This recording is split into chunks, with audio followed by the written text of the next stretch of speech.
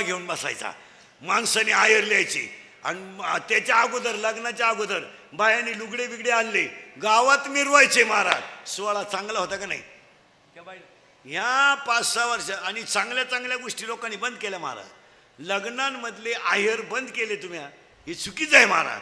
ज्याला पैशाची गरज आहे त्यानं आहेर घेतलेच पाहिजे. तुमचं काय मत आहे? गरीबाच्या बिचाराचे बँडवाल्याचे पैसे जातील, मंडपवाल्याचे पैसे जातील, आचार्याचे थोडेफार जातील, त्याला काहीतरी कमी होईल. त्याला काय तुम्ही टेम्पो तुम्ही नावे देऊ करून राहिले का त्याच्या जमीन? नाही, मग 5-10 रुपये कोणी देत ना. आयर गरीबाने लग्नात बंदच करू नये. तुमचं काय मत आहे? त्याला पैशाची गरज आहे. आता हे नंबर 2 करणार आहेत, यांना काय या हलकटाने दिली का बाकी यांच्या ठोकून? यांनी छापलं पत्रिकेत कोणत्याच प्रकारचे आहेर स्वीकारले ना. आला गरीबाला किडा. मोठ्याचं पाहिलं गरीब आहे बोंबालं. आता गरीबाला तर मोठ्यापेक्षा किडा. काहीच घेतलं जाणार नाही. तुमची उपस्थिती हाच अनमोल आशीर्वाद. शब्द कुठून काढले काय ना आवलं दिन. आणि 13 संस्थेच्या थकबाकी आहे.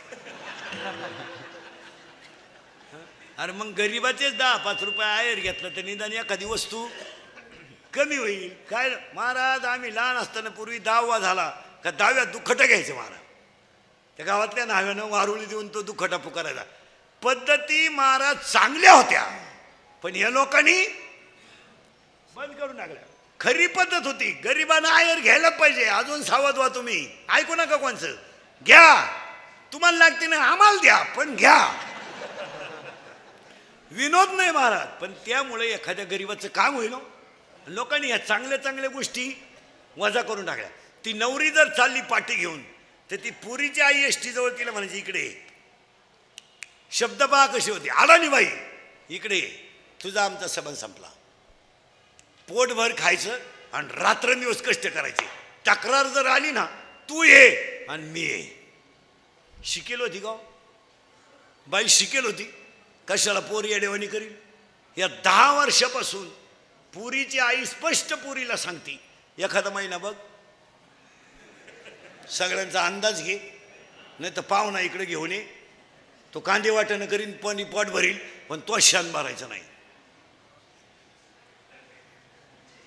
आता बोलू नये, सणासुदीचे दिवस आहे. 90% पोरींच्या संसारांचं वाटोळं त्यांच्या आयाने केलं, हे ध्यानात ठेवा. या दिसत्यात अशा तुम्हाला फक्त. इतक्या खुडी यांच्या अंगात.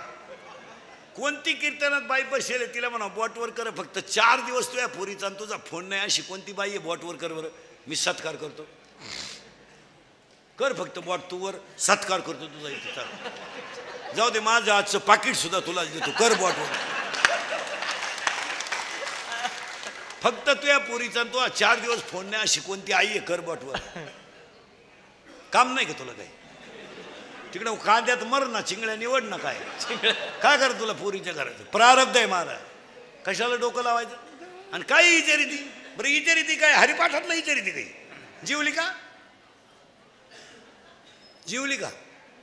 झोपली का? काय काढून केलं? त्या शेळीला किती बकरं झाली? ती म्हणली 3. बया मग 1 कुठं पिन? तुला करायचं काय कुठं पिऊ?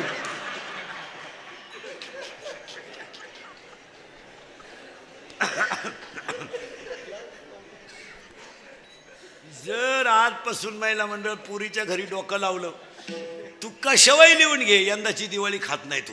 ले कशावर? महाराज, हसण्याच्या गोष्टी नाही. कुटुंबाला संस्कार करण्याऐवजी लोकांनी कुसंस्कार केलेत. आणि म्हणून तुम्हाला उदाहरण सांगतो. महिला मंडळ तुम्ही म्हणाल महाराज असं आम्हाला का म्हणून बोलला? ज्याच्या मुलीच्या अंगाला कपडे घालायलाच आशा होत्या, ज्याच्या मुलीच्या जमिनीवर पाय कधी टेकले नव्हते, अरे ज्याची मुली घरातून बाहेर निघली तर चामर डोक्यावर ढालणाऱ्या बाया होत्या. ती जनकाची मुलगी होती. स्वयंवरात रामाने जिंकली आणि स्वतःच्या मुलीला बापासमोर वलकले नेसून वनवासाला निघली. एक शब्द सुद्धा जनक बोलला नाही. काय माणसं होती बाळा. विद्वान, सगळ्यात विद्वान माणूस जनक राजा. शब्द बोलला नाही. कोण सहन करील? आत्ताचा जनक असता रामाचं कानफाड फोडून टाकला. तर नाला का तू वनवासा निघला, 1.5 लाख घटस्फोट घेऊन मायापुरीला दुसऱ्या नवरा. रांग लागली पोरांची. हल्ला असता राम एखाद्यानं आत्ताच्यानं. आणि 2-3 लाख घेऊनही मोकळा करून घटस्फोट घेतला असता. इथं लय मार्मिक उत्तर आहे, फक्त जाणकार वारकऱ्याच्या ध्यानात येईल. जनक राजा स्वतःची मुलगी वनवासाला जाताना रडला तर नाहीच, पण शब्द सुद्धा बोला नाही. का बोलला नाही माहिती का? विद्वान होता तो. त्या जनक राजानं काय अभ्यास केला माहिती का? माझी मुलगी राजवाड्यात जन्माला आली, परंतु माझ्या मुलीच्या कपाळावर 5वीच्या दिवशी जे सटवीनं लिहिलं असेल ते मी विद्वान असूनही मला चुकवता येणार. संपत्ती आहे माझ्याकडं, पैसा आहे माझ्याकडं, पण प्रारब्धाचं लिहिलेलं मी चुकू शकत नाही. यदा कदाचित माझ्या मुलीला जर 14 वर्ष वनवास असेल आणि ती भोगून जर अमर होत असेल तर पोरगी वनवासाला गेल्याने काय फरक पडला? जनकाच्या डोळ्याची कण सुद्धा ओली झाली नाही. माहित होतं जनकाला 17व्या अध्यायात, झाड जाणी जे फुले, मानत जाणी जे बोले, आणि भोगे जाणी जे केले कर्म पूर्वजन्मीचे, माझ्या मुलीच्या नशिबात असेल ते घडेल. रडायचं काय काम? त्याला काकड्यातला अभंग आहे. मुका झालो वाचा गेली, होतो पंडित महाज्ञानी, 4 वेद मुखदगत वाणी, पण गर्वामध्ये झाली सर्व. आणि अजून प्रमाणे त्याला, माता माऊली पाचारिता, शब्द नाही दिला मागुता, बैरा झालो नरदेही येत. काय भाषा आहे महाराज. साधू संतांची निंदा केली, हरिभक्ताची स्तुती नाही केली, तेने वाचा. काय अभंगत महाराज. निंदिले उपांना, तेने पावलो मुखभंगाला. हे अभंग पाठ कर. अजून एक कडू आहे. पूर्वजन्मी पाप केले ते बहु विस्तारिले, विषय सुख नाशिवंत, तिमिर कोंदले, ज्ञान दृष्टी हरपली दोन्ही. काय प्रमाण आहेत महाराज. आपण बोगस विचार करायचा. प्रारब्ध कोणी बदलू शकत नाही. जनकाची प्रारब्ध बसणाऱ्या माणसांना सांगतो, आपल्या घरात भिकाऱ्याचं पोर रडायला लागलं तर आपण बिस्किट देतोय. रस्त्याने जाणाऱ्या भिकाऱ्याच्या पोराला आपण गाल ओढून मुका घेतोय. या जगात प्रारब्ध सांगतो एका मिनिटात. या जगात सुखानं संसार चालला होता, पण नवऱ्याला वैराग्य झालं. नवरा वनवासाला गेला.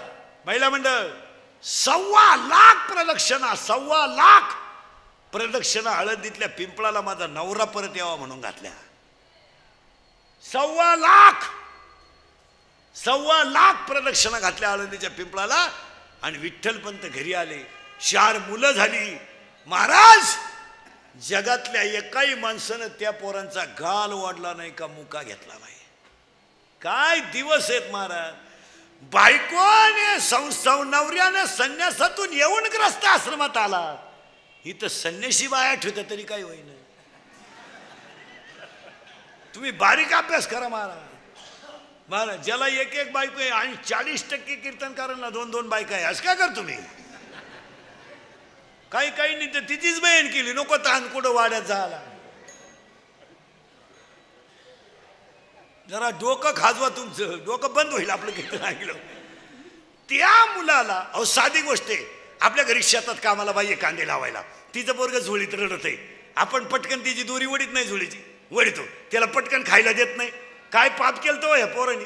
अहो एका माणसानं जगातल्या का त्यांचा असा गाल वाढला नाही, का टपकन मुका घेतला नाही, का त्यांच्या पाठीवरून कधी, अहो मी म्हणतो हात फिरवायचं जाऊ द्या, नीट बोलले सुद्धा नाही. मी म्हणतो बोलायचंही जाऊ द्या. महाराज अन्नासाठी तर पडले, पण याच लोकांनी त्यांना भाकर नाही दिली. काय बोलायचे, उलट्या शिव्या दिल्या आणि झोळी शेण टाकलं. त्यातली 4 मुलं, ती 4 मुलं जगाच्या इतिहासातली 4 रत्न ठरली. काय बोलायचंय महाराज. एक ठरला सदाशिवाचा अवतार, एक ठरला विष्णूचा अवतार, एक ठरला ब्रह्माचा अवतार, आणि एक ठरला आदिशक्ती.